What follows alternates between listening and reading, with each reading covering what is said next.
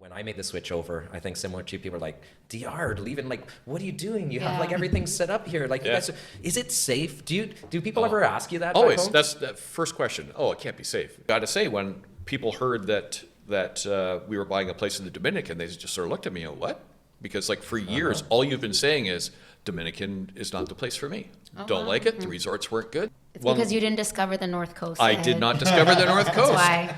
There is something so special about the North Coast. I met someone 2 weeks ago, and I was like, oh, how long have you been here? I've been on vacation here for 4 years. He's like, I've never left. I was like, oh, wow. He's like, yeah, I just came and fell in love. I think for a lot of people now, a lot of work can actually be done remotely. What are some of the difference of being an active parent from in Toronto to now the North Coast over here? What would you say? You know, what are some of the improvements that you've seen since, how many years have you been traveling here for now? Close to 20, maybe more. And what are some of the changes or improvements that you've seen? Well, I've seen dirt roads where people were delivering a fridge on their back on a motorcycle. Oh, they still do that. No, that's you just don't see it.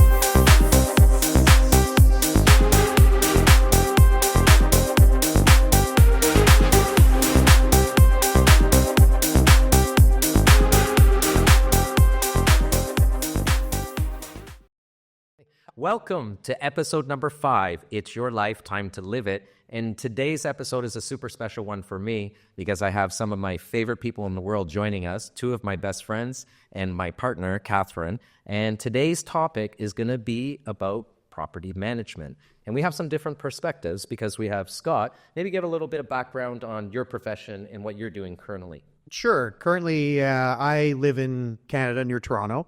And we have a condominium property management company called MVP Condominium Property Management, and we serve communities all over Ontario.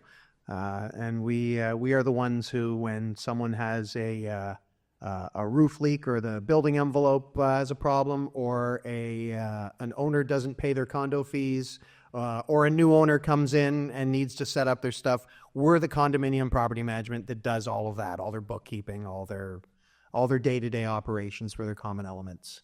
And you were mentioning to me earlier that you have a newly awarded title. Well, yeah, the CMRAO, which is the Condominium Management Regulatory Authority of Ontario, has a discipline and appeals committee that disciplines people in my industry when they breach codes of ethics. And I have recently been appointed as a legal adjudicator to that discipline committee. So people joke that I get to beat up on my competitors, but we're all colleagues in this industry when it comes to that sort of thing, and it really needs to be done fairly. So fortunately, I've been considered one of the people who are fair. So amazing. We're going to leverage some of that experience shortly. And Scott, give us a little bit of background on how you came to buy a beautiful condo here. Tell us about it. I was sitting at home, and I actually got a random text from Scotty, and said, hey, you should buy this place.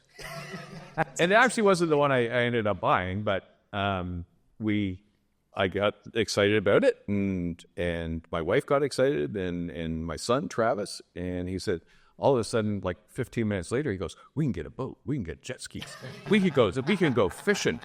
And I had been looking for a property down this way. I had originally been looking at the Cayman Islands and looking at a timeshare and something along that lines.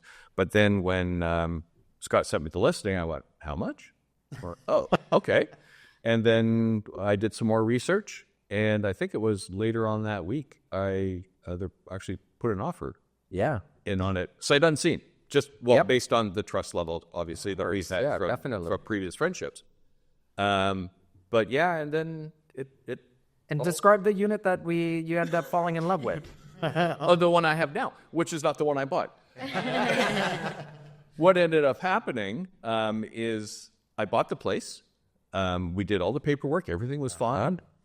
All the money was sitting in escrow. I went to take possession. I flew down, had planned to, I take possession on the Friday. I'm arriving on the Wednesday, and I'll just move into my new place. And the owner decided he just didn't want to sell it. After this is a true story. Was there. Yeah. All the money was there, ready to go. And shortly after I bought the first place, another place in the same complex came Yeah, you're up. already messaging me about And the I said, process. what the heck, Bobby? This one is way better than the one that you sold me. And why didn't you show me this one? You didn't even offer this one. And Bobby's response was simply, it just wasn't for sale when I bought that. So when the owner of the first place I bought decided not to show up at 5 o'clock on that day, I called Bobby and I said, is that other place still open? Is it still available? I said, let's go look at it. We went and looked at it, and I bought it. And we closed in what, in a couple weeks? We closed. I was still down. I was down. Yeah, within 2 weeks. Within 2 weeks. And the owner of that condo sort of understood my circumstance, and I ended up staying there. Like before I even really owned it, he just like, yeah, you're gonna hang out there for a couple of weeks until the paperwork's done, because all the money was already in place, and we've loved it ever since. And I think there's two important things to that. Number one, you have to have the trust for someone to trust you through that process, especially first time buying in a foreign country. And the second part is that some things are just meant to happen. Yes. And, in retrospect and kind of looking at all the memories we shared together in your beautiful home together, like that was the place for you guys. Yes. Oh, that was 100% the place for you guys. And to put things also so that you guys can understand how beautiful this apartment is. It's a 2-floor penthouse. It's right on the ocean. And it's absolutely stunning. 5 bedrooms, 5,000. You can hit. I've done it. You could with an ice cube. You could hit the ocean from the balcony. You could throw an ice cube and hit the ocean. I was going to say a football, but apparently you've done the ice cube. All right. So an ice cube is confirmed. And right now also between January and usually March, you actually have the whales that are crossing there. So you actually have your binoculars that if we get lucky enough, you can see them crossing from either one of your balconies. Actually, Robin and I were very lucky to witness that last year. Robin is Scott's significant other, the better half, his wife. And since that day that you purchased your penthouse, like our relationship is friendship. It's like when you are coming down, it's one of our highlights. Yes, it is. We literally cross it off on our calendar. We're like, how do I free up my work schedule? The kids look forward to that. And he says that when you're not around. So. You guys have become the honorary grandparents to our kids because every time you guys come down, you always have something little for them, like special, and they appreciate it. Actually, it was really funny this morning, Rosalie, because she was sleeping when I opened all this. She's like, oh, they didn't bring us any chips? Don't worry, there's like a bunch of... They made sure, which is Scott's wife, made sure to bring us 6 bags, so we're good. Made up for me forgetting to bring any last time. So yeah. And Catherine, you manage Scott's property. Yes, so I do. Tell the audience a little bit more about what you do. What keeps you busy here? So besides the kids and my family, managing property. So Scott, obviously, we're friends, and he trusted us with that. So yeah, what I do is I take care of making sure everything is intact, anything that Scott needs. Actually, Scott's very hands-on with his property, so it's different with my other ones, but anything that Scott needs, I'm there, checking in the guests, making sure everything is okay, and yeah. What do you, I'm curious, what do you like most about what you do? What do I like most? Actually, I like to meet different people. Like, I get to interact with a lot of the guests, and a lot of them are very nice, very awesome. And then there's some people that you're like, wow, people like this exist in the world. I'm like, oh my God. So I do like meeting other people, and people are like, a lot of the people, they're very understanding, like if little things happening, like, and then there's other people, like we had a lot of rain for 3 months, and one guy gave a review that it rained the whole time that he was here.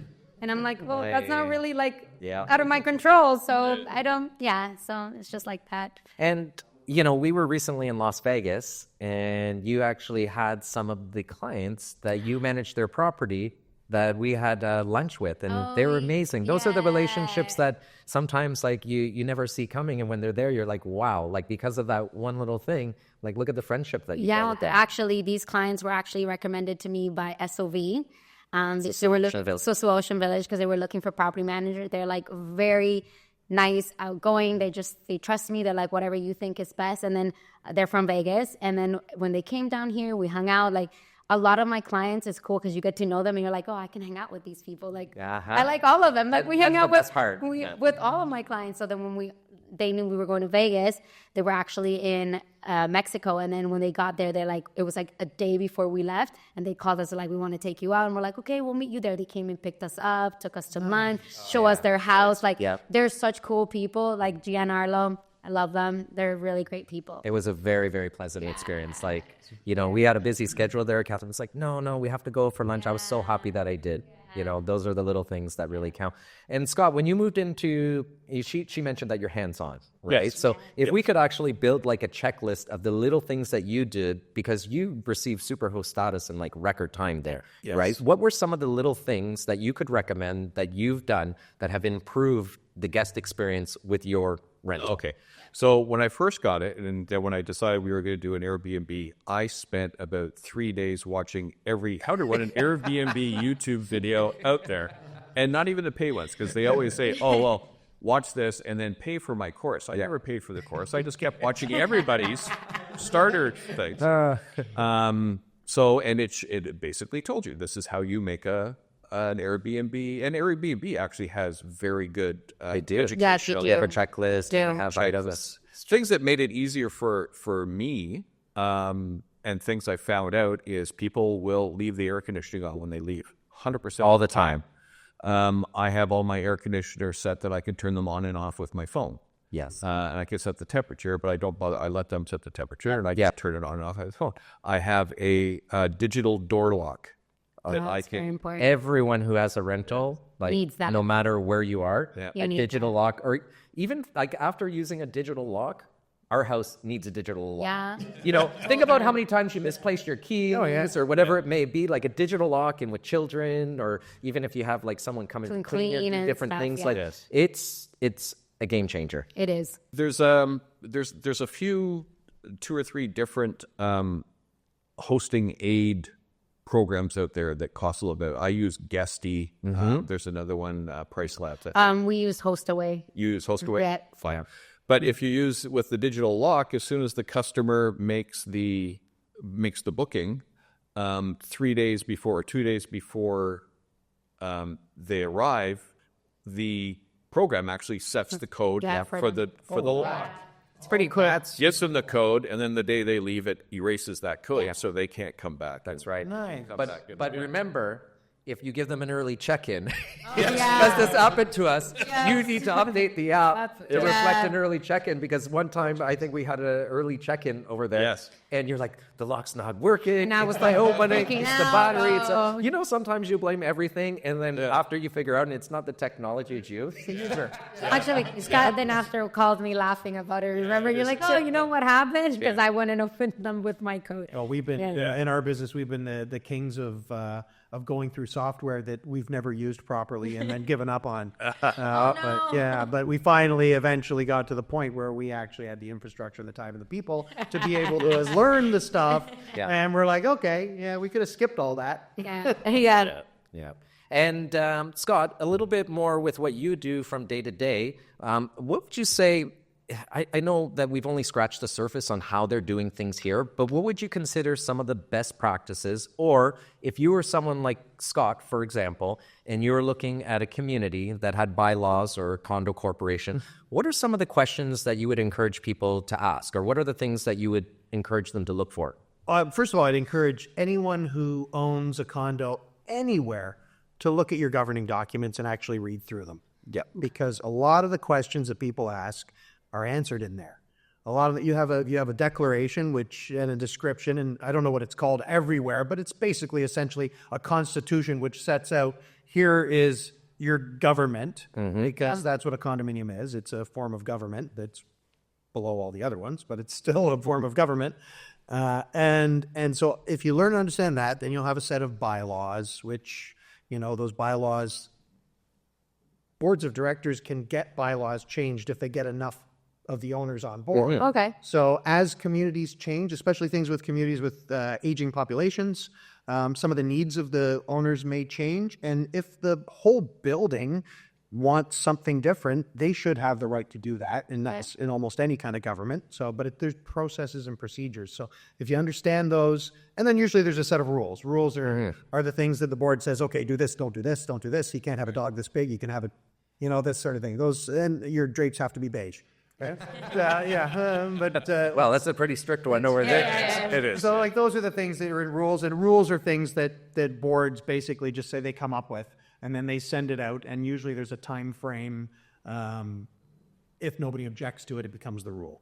Okay. Right? So Somebody always they're, objects. they're usually easy to do. So to summarize that, So read the bylaws. So read the governing documents, read your bylaws, read your rules, read whatever constitution or declaration that you have, learn a little bit about your property and understand the process that, because you're living in a community with other people.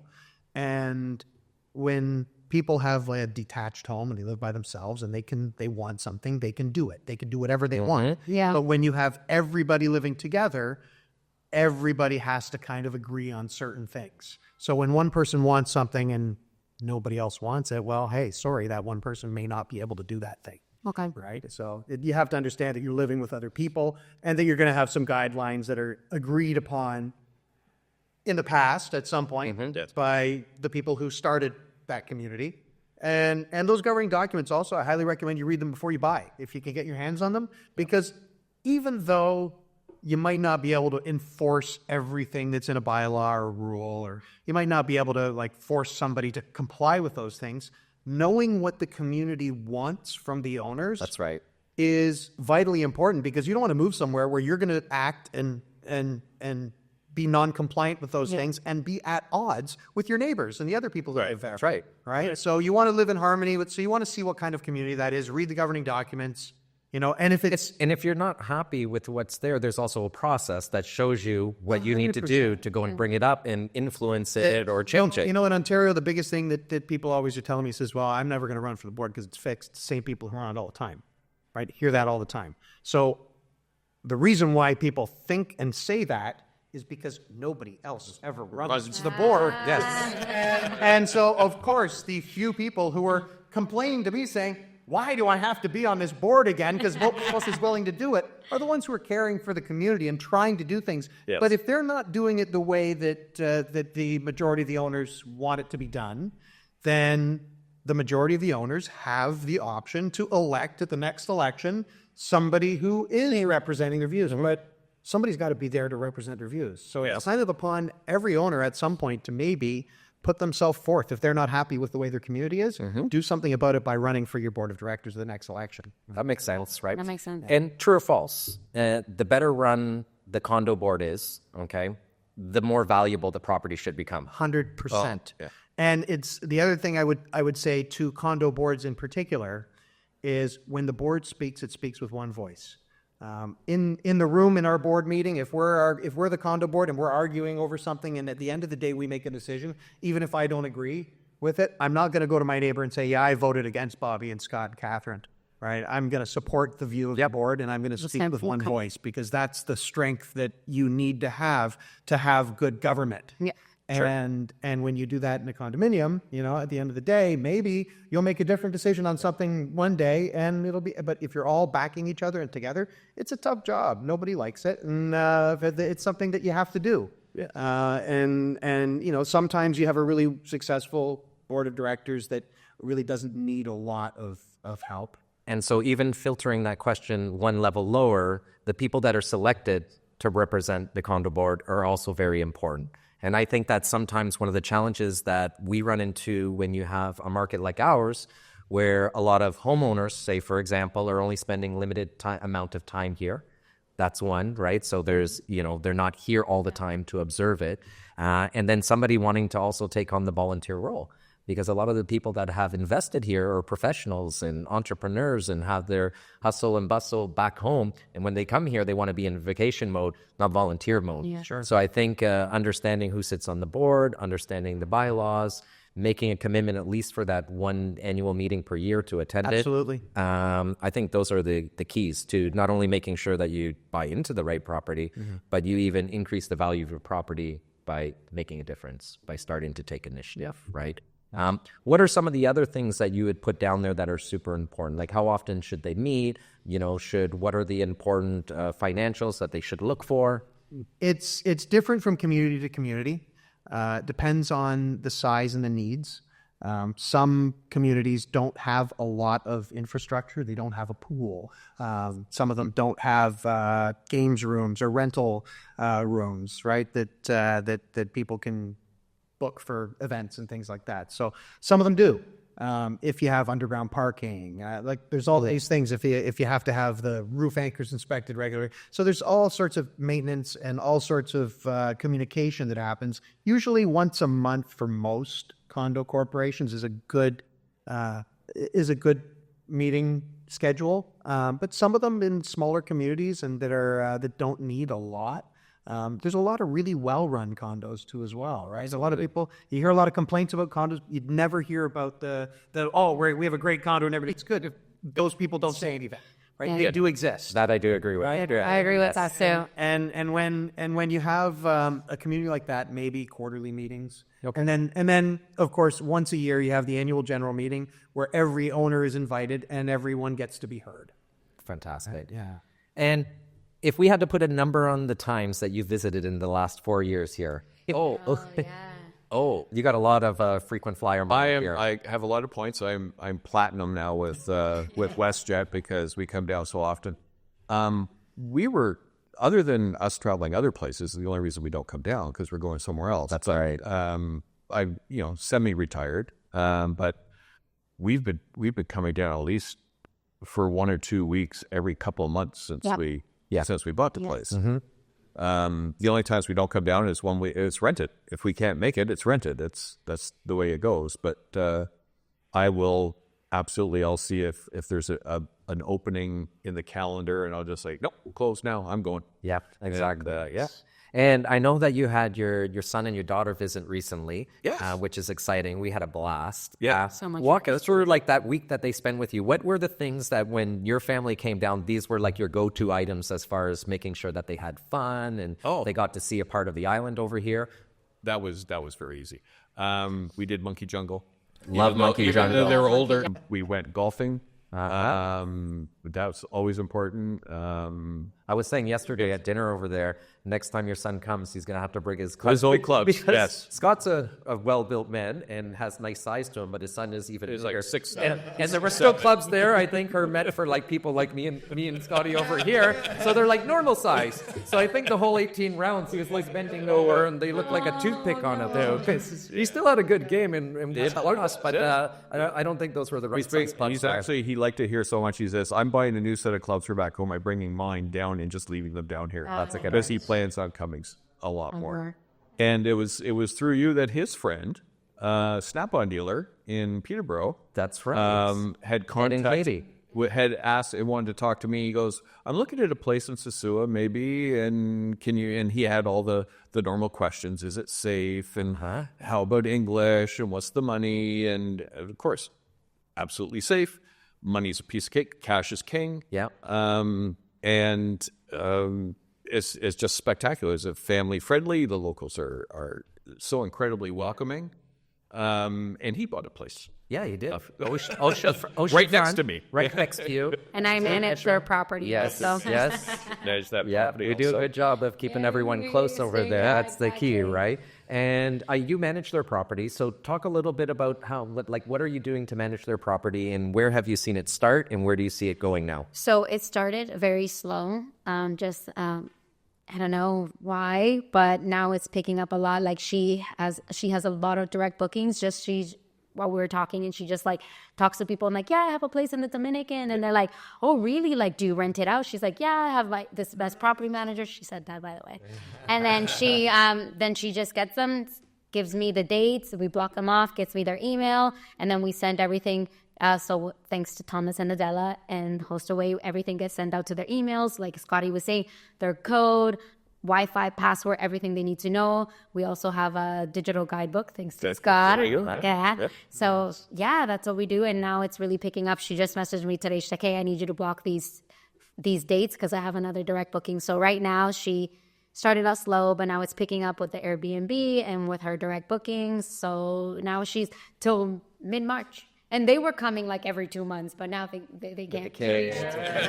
So now they can't because it's all booked. Man, if I was a teenager, early 20s, discovering traveling to a Caribbean, an island, a country, and my parents had any form of real estate down here, I'd be all over that. Oh yeah, You'd think. her son, like her son came with his girlfriend and his friends, and then the other son was kind of like didn't want to come, and he just came with two of his best friends. So she's like, it's nice because it's somewhere where the whole family can go and the kids can use it when they don't come, which is really nice. Yeah, that's cool. And for the life of me, I don't understand. My oldest daughter, is a remote worker. She teaches ladies how to become virtual assistants. And she's got an educational course.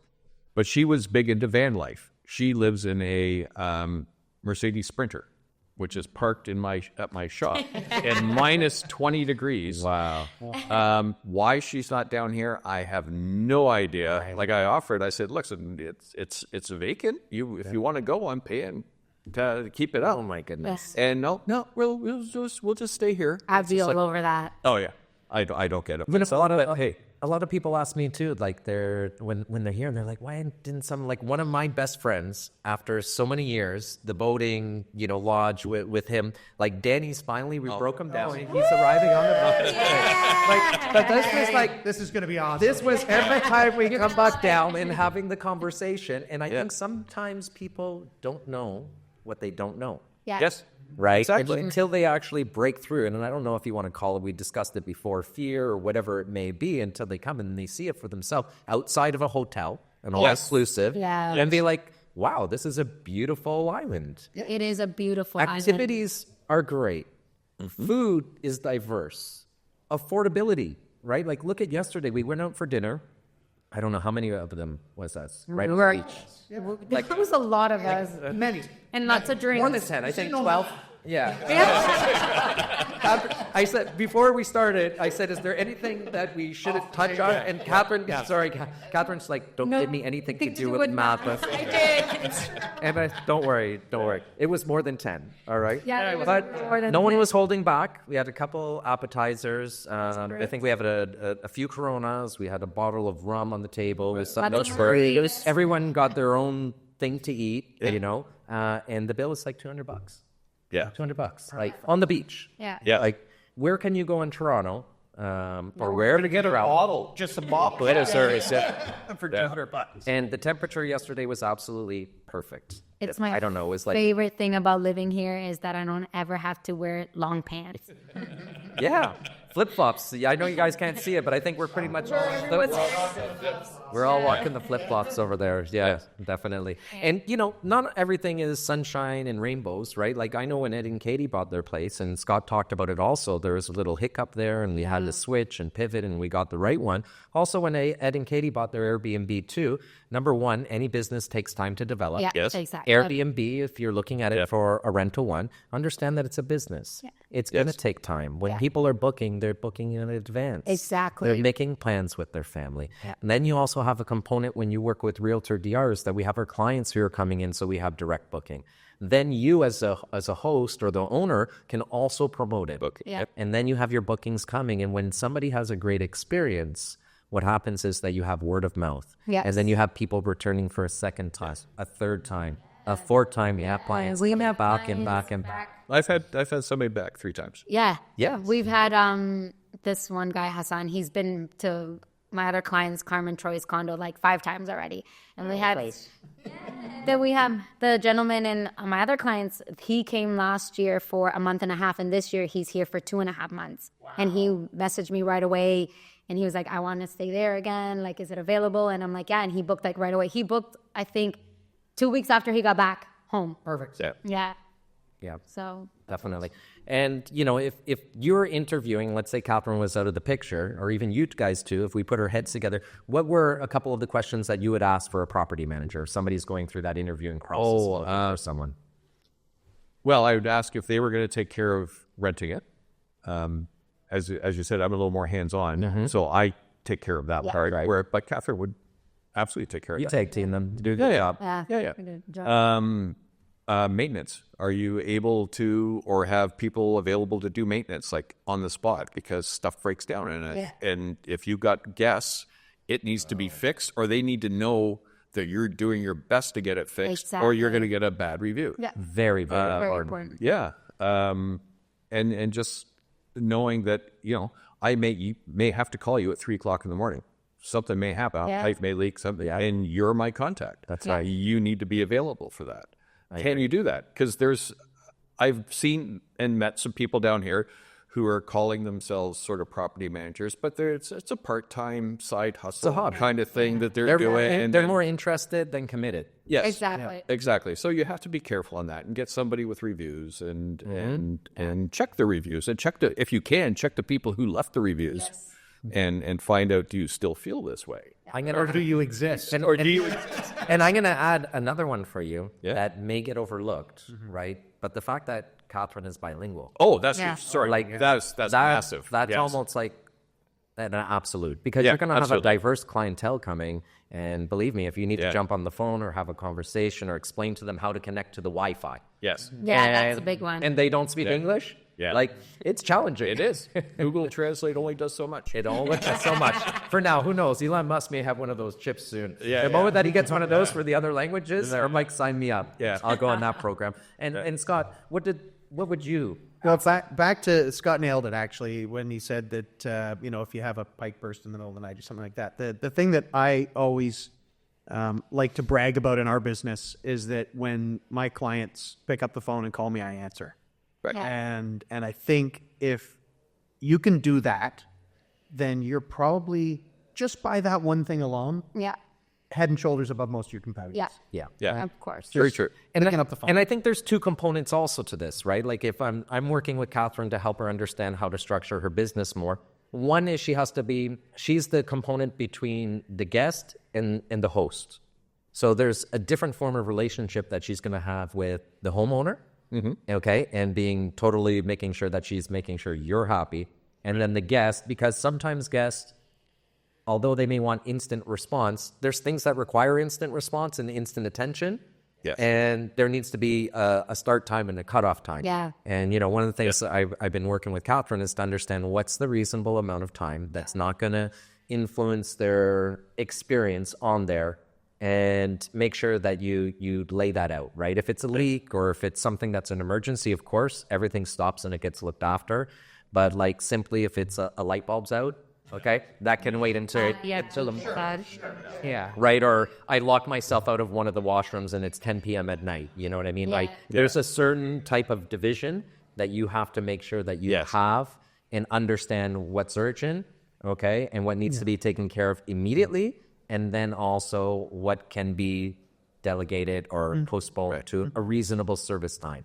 And most guests are very reasonable. I've had my share of problems between problems with water pressure or an AC unit stops working.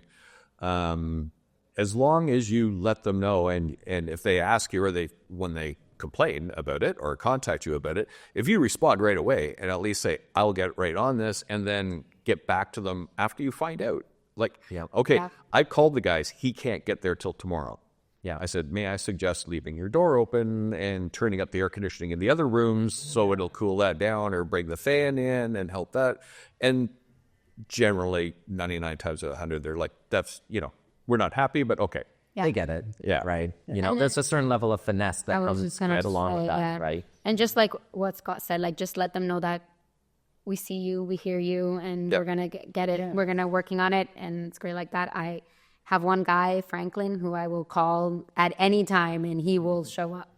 So Yeah. it's pretty good. We'll end up. You need a whole connection. I learned. I have Electricians. I have 3 electricians, 2 handymen, 3 AC guys. It's whoever can come first. And I think some guests and some clients are probably like there's different levels of them too as well. Oh, of course. And the amount of attention that they require. Yes. So it's good. It's good that I know you can read that really Yeah. well. So Some of them just some people are needy and some people And aren't. some people just want to talk. You get there and then like to fix one little thing and you're there and it's like 25 minutes. You're like, I really got it out. Like, and I like to talk, so you get me going and it's game over. And I don't know if everyone knows, but me and Scott actually started MVP Properties, and it started in the student rental field. Yep. And in managing different doors and renting them to students in our area over there. Tell me a little bit. Do you remember doing the things that we did for these student rentals? Oh my goodness. Wow. Wow. You could have any level of expectations, and we did it. Yeah. Like Yes. it was. International students leaving home for the very first time and helping them mitigate the difference from mommy and daddy taking care of them to being home alone. Oh my goodness. Oh, They and don't know what a breaker is. No. nothing. Yeah. And sometimes I would have to go in there and clean, and it was Oh. bad. Oh no. Wow, it was so bad. Especially, some people are coming from a place where they might have had some housekeepers. Yes, exactly. And now they're alone, and they're living with somebody else who's in the same situation for the first time as a roommate, and maybe nobody's emptying that bin or putting a new liner in it, or Sorry, oh, the drains, the clogs, all right. getting into the sink. And Do you guys remember that one? I don't know who it was. It was like the roommate wasn't doing the dishes, so then the other roommate. Oh, they would always call us complaining. Yeah, about the, It was like, oh my, this one very cats saying, oh, this one would complain on this one would complain on that. Where it's like you're a guidance counselor. I don't even think I told you, and I don't even know if I should even say it on a podcast. Yeah, so who cares? But there was one really terrible one that was about a year and a half ago. That Oh no, I think you did tell me about. I literally just shoveled everything into the bed and wrapped the blankets around it and tied it in a knot. Dumps here. Oh, that is so gross. Like, Yeah. oh my goodness. No, and I don't even know what a lot of it was, but the stuff that I saw wasn't pretty. Yeah. But hey, that's part of the business. We had great timing. 2015, we started studying different markets, the economic factors, all the different ideas of, where should be that next market outside of Toronto. And I remember that we had this kid that his dad worked for us, and he came in and he started pitching us on the student rentals in the Kitchener-Waterloo area. And he's like, you should be an investor, and everything was good. In 2015, me and Scott had a previous business that we sold, and I said, man, this kid's idea was so good, and he was killing it. So I don't want to be an investor. I'm just going to do it. Yeah. And so we end up picking Kitchener-Waterloo as the area that we invested in, and we had great timing. And I think that's important for everyone to understand is that also when you're looking, just like we did in Kitchener, how you can look at the Dominican Republic. Yeah. What are some of the improvements that you've seen how many years have you been traveling here for now? Oh, it's close to 20, maybe more. It was from the very first time I came, from regularly for maybe 15 to 20 years. But Yeah. And what are some of the changes or improvements that you've seen? Well, I've seen dirt roads where people were delivering a fridge on their back on a motorcycle. Oh, they're still there. See, I don't see us of it, but I see those areas now fully paved and gated communities. Yeah. Right. Yeah. So there's a big difference in some of these areas from when we first started coming here. And that's over 15 to 20 years. What have you seen in just the last few years? Well, see, we have a different thing because Robin and I came down a few times, and I've been down a few times, but to resorts. Yeah. And I've got to say, when people heard that we were buying a place in the Dominican, they just sort of looked at me and what? Because for years, all you've been saying is Dominican is not the place for me. Don't like it. The resorts weren't good. The people who worked at them weren't, very attentive. And then, Because you didn't discover the North Coast. I did not discover the North Coast, and that was part of it. And just based on, again, Bobby telling me how things were and as seeing it as an investment. I was seeing it far more as strictly as an investment in the very beginning, not so much a place for me to come and retire and spend a lot of my personal time. That's all changed. Absolutely. Since I bought the place. I've got more go-to guys and more community here than I do back home. Yeah. Honestly. I don't even know how to explain it to somebody back home. It's like you that live next door to somebody in I don't know how that culture reflects on different key major markets. For whatever reason, you don't even, I ask you how our old neighbors were. Me and Scott and Catherine, we had houses beside each other back home. And I asked him, he's like, I don't know. I never see them. Yeah. He's like, I haven't talked to them in 6 months. And I'm just like, when you come down I here. do know my neighbors I have now, but I can tell you that for most of living in Toronto, and most of living in Kitchener, we didn't know even who the neighbors were. Yeah. A lot of No, that's right. right? So and when you go past your immediate neighbors, then Definitely. it even gets that. And I grew up in a small town in Ontario, and we used to have the whole street. Everybody knew the whole street. Yes. It's just not like that anymore. Yeah. And I know you got to come here to get that now. Yes. Yeah. I think so because you can go out there. Like yesterday, we eating dinner, and there must have been like 10, 15 people. Hi, how Stop you by, doing? yeah, absolutely. You know, you'll have trouble after a certain amount of time that you spend down here going to the grocery store or going somewhere where you don't run into a friendly smile. Yeah.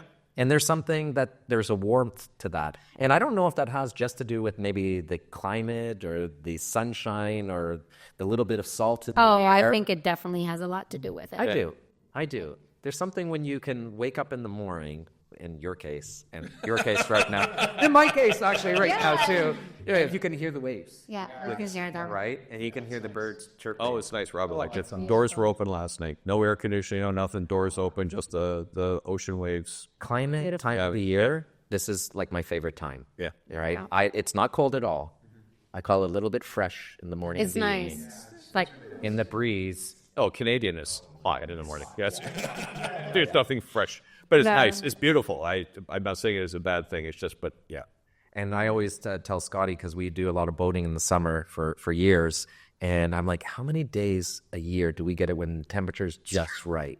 And I don't know, maybe looking at 20, 25 back in Georgian Bay, Toronto, maybe less, maybe less. You get a few in the spring and then a few in the fall. It depends. It's hard to put a number when it's.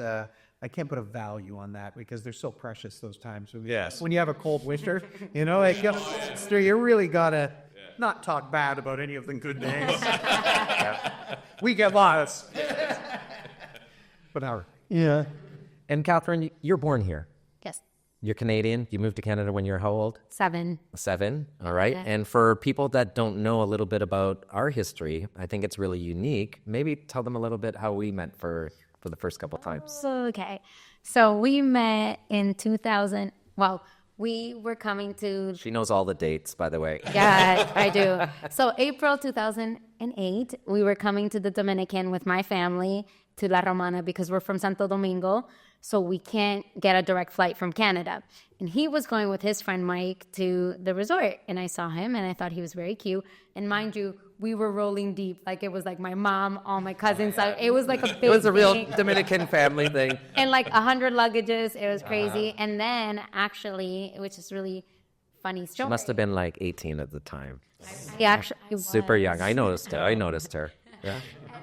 So we came 8 months later to Puerto Plata to go to celebrate my birthday and my cousin, who were a day apart. And then on our way back from Not to even Canada, on the way there, on the way back. my cousin Sasha, he was in front of us, and my cousin was like, "Oh my God, Kat, it's your boyfriend." And I was like, I was like, I didn't say no one was my boyfriend this time. And then he turned around, I was like, "Oh my God, it's that guy from La Romana." So then we were getting our seats, and then I went to sit down, and I see these like feet, so I went and sat across. And then She dropped her book, by the way, No. right in front of my feet. No. Yes, she did. No. And let me remind you, there was about 75 empty chairs all over the place, and she happened to sit on the one that was like really close to me. Nice. And my purse fell and my book fell out. And then I look up and then I see him and he smiles. And then I'm reading my book, and you know when someone's looking at you? Right? I'm telling the story. You said I could tell. And then he was like, "Hey, can I ask you a question?" I was like, "Yeah." He's like, "Are you that girl from La Romana?" And I was like, "Yeah." And then he asked me. The ultimate pickup line of all time. He's like, Take note, people. He's like, "Do you have Facebook?" And I was like, "Yeah." He asked me for my Facebook. It was just at the time that MySpace was like Facebook started to take over MySpace. She Not may not even my even know phone about that number. because she's so young, right? And you have to check out the alternative pictures. Make sure you know what you're getting into. So Facebook, you could go and you could see the other pictures. Just you have to play it on the safe side, right? Need to know what you're getting into. So that was my pickup line. Nice. Maybe one of the last pickup lines I've ever had to use. So, and it was really special because now, we live where we met and we came here. So my family left the Dominican to give me and my brothers a better life, and we left Canada to give our family a better life. And and it's like here. It's like we met here, now we live here. It's really awesome. And you have a better life. Yeah, we do. Really good life. And you have Facebook friends. Yeah.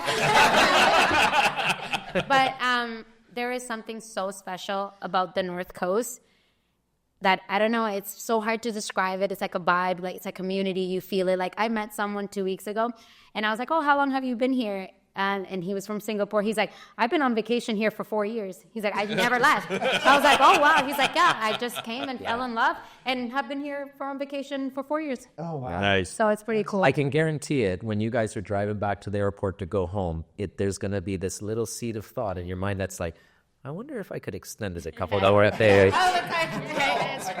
For sure. Yes. And you know what? The good thing for a lot of people now, a lot of work can actually be done remotely. Yes. Yes. Right? And this is something that I'm going to encourage you is I want you to start exploring into this market to add value to different condo boards in order to change the game up that they're doing. Because right now, I'd say their game, if I'm going to give them a mark, I would say it's like D-. All right? So there's a big room for improvement. We know. But I think it starts with the right leadership. Can I tell you a secret? Tell me a secret. I am going to an annual general meeting on Sunday for a condo Yes. in this area. Absolutely. That's a good starting We point. got our eyes open. All right. Awesome. Exactly. And Catherine, I know that we mentioned Canada, Dominican Republic, okay, North Coast, Toronto. What are some of the difference of being an active parent from in Toronto to now the North Coast over here? What would you say? Wow. So I would say like my kids are as busy as they were in Canada, but we spend more quality time. Like I remember from like with Bobby, like dropping Rosalie off at dance, and I worked really close. I'd pick her up from dance. Bobby would be picking up Robert for hockey. Then we'd go to baseball. And by the time we got home, it was like shower, have a snack, and go to bed. But here, like, you know, like we drive the kids, we talk to them. They're like, we get to spend that time while we're going to the activities. We get to be more present. Like back home, it was like rush. It's like from one activity to the other. And I mean, Rosalie does Monday, Wednesdays, and Fridays. She does jiu-jitsu and soccer, and I still get to have that quality time. And it doesn't feel so like rushed, if that makes sense. That's like what a lot of, obviously here you get to do a lot of things outside, a lot of water sports and things like that. And it's just, I don't know. It's more, I feel like it's less rush as it would be back home. Like we get to sit down as a family and still have dinner. And when we get home, and it's not like, okay, we got home, it's 9 o'clock, shower and go to bed. Yeah. We get to unwind. Definitely having a maid that knows how to cook full time in your household. Honestly, it makes a world of difference. Yeah. Like coming home and the house is clean, or if you need help to make dinner, like it really simplifies that, right? And that's really important. And Scott, you know, talking to my family when I made the switch over, I think similar to you, people are like, DR, leaving, like, what are you doing? You have like everything set up here. Like, you guys is it safe? Do people ever ask you that? Oh, back home? that's the first question. Oh, it can't be safe. You're not. You're just. And it's like, oh my god. And I think I saw it on one of your other podcasts. It was like, if you're looking for trouble, you can find trouble. Yeah, of course. It's I don't know how many times on Facebook somebody says, is it safe? And it's like, it's the same as everywhere else in the world. Be aware and don't be stupid. I agree. Like if at 3 o'clock in the morning, 3 guys go, hey, psst, come here. Yeah, don't. Some cartoon, right? Don't. And I have never had an issue. And I know my wife, Robin, still goes on about being in downtown Sosua at 1 o'clock in the morning coming out of Mango's. Oh, yeah, that was a good day. And they just had a beautiful dinner and everything. And it's a very busy part of town where Mango's is. And there's a lot It's our of favorite bars. steakhouse in Sosua. Yeah. Yeah. A lot of bars, a lot of guys, a lot of girls, all filling up the streets. And Robin says walking down at 1 o'clock in the morning had no issues whatsoever. Just Yep. Yeah. And so safety is an issue. No more than it would be in any small town Canada, actually anywhere really. Yeah. And even now in a lot of places in Canada, I'm not going to mention any. Well, that's why I said small town. It's gotten It is changing. Tell me. even in the daytime. Yeah, you were telling us when you came. There's some challenges. Yes. That some of the North American cities are having. Yeah. So And last question for you guys. Number one place to go when you're hungry here. Scott? Gorditos. Gordito. Fish tacos, man. I swear, I remember when I first started visiting here, once you moved here, it's like you'd pick me up at the airport and you'd go straight there. Yeah, that's, I miss that, yeah. What's the record you have for most fish tacos eating in one sitting? A lot. Today's just like, Scott's like, I'm wearing my tight shirt today, so I look, and you look great. Scott? Crazy Ranch. Okay. That's my, to go out with Robert and I, it's just beautiful restaurants. Yeah. The beach house. The beach club. The beach Beach club. Club. Seahorse Beach Ranch. Club, Bliss, So- Sunset. This is really But, good. Yeah, My wife but loves that. my go-to, as soon as we get here, Crazy Ranch. Consistent. Absolutely. Fantastic 100%. chicken wings. They have Yeah. brisket. Yeah, brisket. Their burger's great. You need to. Have you tried the burger? Tried everything. Okay. Margaritas are good there too. They're very good. Yeah. Yeah. That's Best. my go-to because Crazy Ranch is not only has a location here close to us, but also when we're done golfing, When you do golfing. which is absolutely perfect timing in Playa Dorada, they have the Crazy Ranch there. Yeah. Catherine, favorite place to go when you're hungry? Okay, I'm gonna say Fresh in Real Sosua today? because it's so close. But also, I just want to say this that Gordito needs to deliver all the way to Sosua because that would definitely be my number one. Yeah. But Fresh, it's quick, it's good, and all the food there is great. Yeah. Mine, I'm going to have to say from day one that we've been coming down here, we know the owners personally is Bliss. If you want a great date night, Beautiful. if you want excellent service, that's there all the time. Best wine list in The wine- the area. I know you appreciate them. They have your wine. And they get When you go on there, they're like, hey, I want a this. choice. And it's just 2 or 3 different That's Verdun right. they've got. It was Yeah, really it's definitely. And the food and the service is absolutely fantastic. So, yeah, that wraps it up. You got a busy evening here. We're going to your house for dinner with the chef. And the menu is still a secret. I'm not. It divulged the drinks menu, but the menu. Tomorrow we have golfing. And the then guys dinner at my place. Dinner at your place. Yep. Saturday we are going to. What's on Saturday? La Casita de I think we're taking it easy in the morning because the boys are going to go out Friday night a little bit. Yes. And then we're going to do La Casa de Papi. Yeah. Okay, which is right on the beach in Cabarete for Saturday for dinner.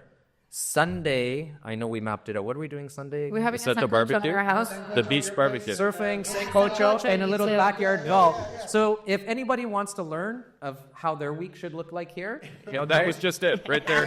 reach out to us directly. Thank you guys for watching. Thank you. Thank you so much.